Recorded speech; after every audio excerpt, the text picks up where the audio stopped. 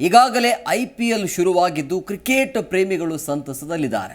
ಅದರಂತೆ ಬೆಂಗಳೂರಿನ ಚಿನ್ನಸ್ವಾಮಿ ಸ್ಟೇಡಿಯಂನಲ್ಲಿ IPL ಪಂದ್ಯಾವಳಿಗಳನ್ನು ಆಯೋಜನೆ ಮಾಡಲಾಗಿದೆ.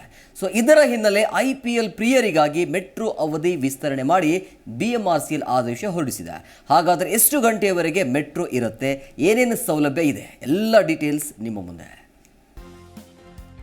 IPL ಪ್ರಿಯರಿಗೆ BMRCLನಿಂದ ಸಿಹಿ ಸುದ್ದಿ.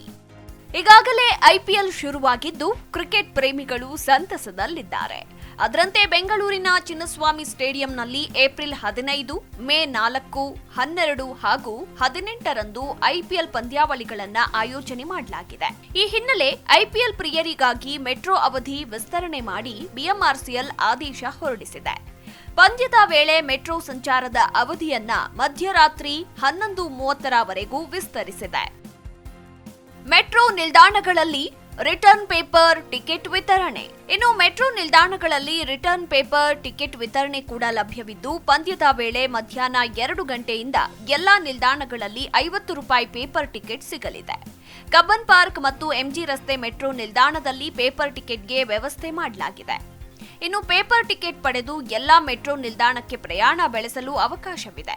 ಆದರೆ ಈ ಟಿಕೆಟ್ ರಾತ್ರಿ 8ರಿಂದ ದಿನದ ಸೇವೆಗಳು ಕೊನೆಗೊಳ್ಳುವವರೆಗೆ ಮಾತ್ರ ಮಾನ್ಯವಾಗಲಿದೆ. QR ಕೋಡ್ ಟಿಕೆಟ್ಗಳು, ಸ್ಮಾರ್ಟ್ ಕಾರ್ಡ್ಗಳು ಮತ್ತು NCMC ಕಾರ್ಡ್ಗಳನ್ನು ಸಹ ಬಳಸಬಹುದು. ವಾಟ್ಸ್ಆಪ್, ನಮ್ಮ ಮೆಟ್ರೋ ಆಪ್, ಪೇಟಿಎಂ ಮೂಲಕ ಕ್ರಿಕೆಟ್ ಪಂದ್ಯದ ಆರಂಭಕ್ಕೆ ಮುಂಚಿತವಾಗಿ QR ಟಿಕೆಟ್ಗಳನ್ನು ಖರೀದಿಸಲು ಸಾರ್ವಜನಿಕರಿಗೆ ಅವಕಾಶ ಕಲ್ಪಿಸಲಾಗಿದೆ. ಇನ್ನು ಟಿಕೆಟ್ ಕೌಂಟರ್ಗಳಲ್ಲಿ ಜನಸಂದಣಿಯನ್ನ ತಪ್ಪಿಸಲು ಈ ನಿರ್ಣಯ ಕೈಗೊಳ್ಳಲಾಗಿದ್ದು, ಪ್ರಯಾಣಿಕರು ಈ ಸೌಲಭ್ಯವನ್ನ ಬಳಸಿಕೊಳ್ಳಲು ನಮ್ಮ ಮೆಟ್ರೋ ಸೂಚಿಸಿದೆ. Bureau report, Zee Kannada news. Zee Kannada news ಈಗ ನಿಮ್ಮ ಮನೆಯಲ್ಲೇ ನೋಡಿ. ಎಲ್ಲ ಕೇಬಲ್ಗಳಲ್ಲಿ ಈಗ ಲಭ್ಯ.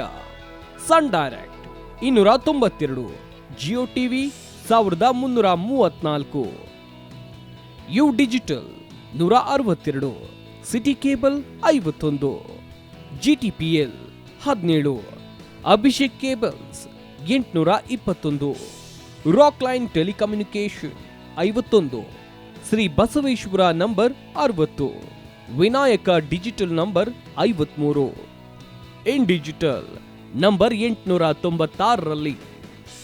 ನಿಮ್ಮಿಷ್ಟದ ಜಿ ಕನ್ನಡ ನ್ಯೂಸ್ ನೋಡಿ ಆನಂದಿಸಿ.